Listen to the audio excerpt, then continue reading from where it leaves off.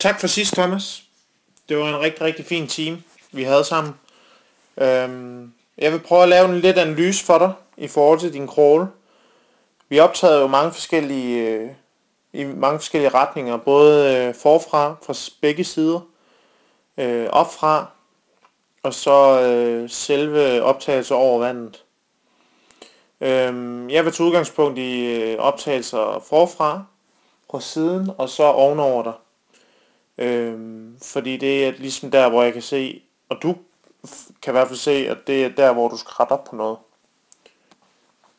Vi prøver at starte videoen.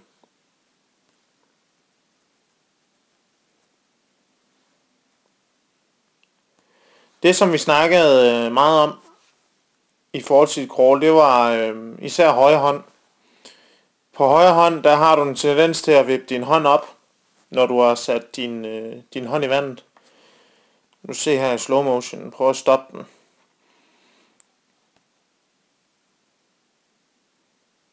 Din højre hånd kommer simpelthen til at vippe opad. Det vil sige, når du får isat din hånd, jamen så er du fint til at køre den ud. Du strækker din arm fint, men du tager simpelthen din hånd op over mod overfladen.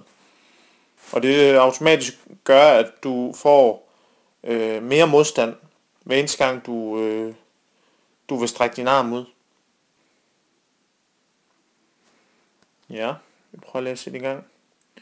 Du er lige ved at ramme vandoverfladen hver eneste gang med højre hånd. Men det lykkes faktisk fint for dig at lige holde den under neden. Men den her hånd der, det må i hvert fald ikke gå så meget op mod vandoverfladen, efter du har sat din hånd i.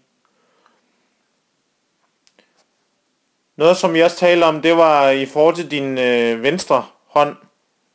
Du har en lidt tendens til at søge meget ned mod bunden med det samme, når du sætter din hånd i. Nu prøver vi lige at finde et sted her, hvor det er godt at se det. Din højre, den går faktisk fint med længde med din skulder. Du strækker fint ud, mens den højre, der søger du meget, meget langt ned faktisk. Vi snakker om de her med 10-15 cm, du mangler, og hvor du virkelig kan udnytte noget mere fart. Du har haft en tendens til at køre med strækte arme, især på højre arm.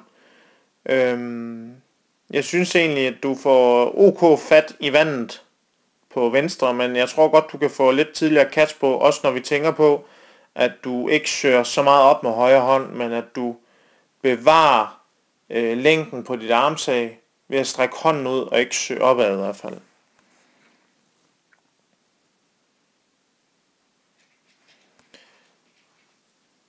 Lidt mere fokus i forhold til den højre hånd her. Du har lidt en tendens til, at når du har isat din hånd, så søger du meget udad. Nu prøver vi lige at køre den i slow motion. Så snart du sætter højre hånd i der, så kører du lidt hånden udad, og så trækker du igennem. Du starter faktisk med at køre den en lille smule ind foran hovedet, kører udad, og så trækker du igennem. Prøv at sørge for at få sat den ud foran skulderen i stedet for at trække lige igennem. Selve dit træk, som du også vil se under vandet her lige om lidt, det er faktisk rigtig, rigtig fint. Men du kommer til at søge for meget ud af med højre hånd. Ja, hvis vi lige ser foran her, hvordan det ser ud, så igen, jamen du kommer til at søge meget højt op med hånden, med din højre hånd, som du kan se her på den næste armtag. Her, du søger meget opad, du kommer faktisk her, lige nøjagtigt her, der kommer du til at få en del luftbobler med, fordi du simpelthen kommer op og snitter over vandoverfladen. Stræk din hånd. Som vi også snakker om, i forhold til din crawl, jamen så er din rotation, nu har du godt nok poolboy her, og det kan jo selvfølgelig godt være, at det kommer til at overdrive lidt, eller det vil automatisk gøre. Men du skal passe på med, at din rotation i din hofte, den er ikke for stor. Fordi her, der kommer næsten til at køre din rotation helt over på siden, nærmest. Og det er ikke særlig hensigtsmæssigt. Altså man kommer ofte til at køre for meget, nu kalder jeg det salsa crawl, eller slalom crawl, man kommer til at køre fra side til side, og det skal man passe lidt på med. Rotationen skal ikke være lige så stor på hoften, som det skal være på skulderen. Skulderen, den skal klart være mere roterende, men din hofte vil selvfølgelig automatisk følge med. Pas på med det, når du kører især uden din poolboy. I det her tilfælde har du poolboy på, fordi at du har lidt problemer med ryggen.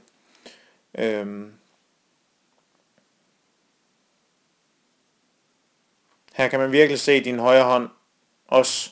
Altså den søger op mod vandoverfladen. Du får faktisk lidt fat. Får heldigvis ikke så mange luftbobler med ned, men det er virkelig noget, der kan rette op på din crawl og mindske den modstand, du nu har hver eneste gang, du sætter din hånd i. Når du svømmer så langt, som du gør, altså rigtig lange distancer, så vil det have sin indvirkning til sidst.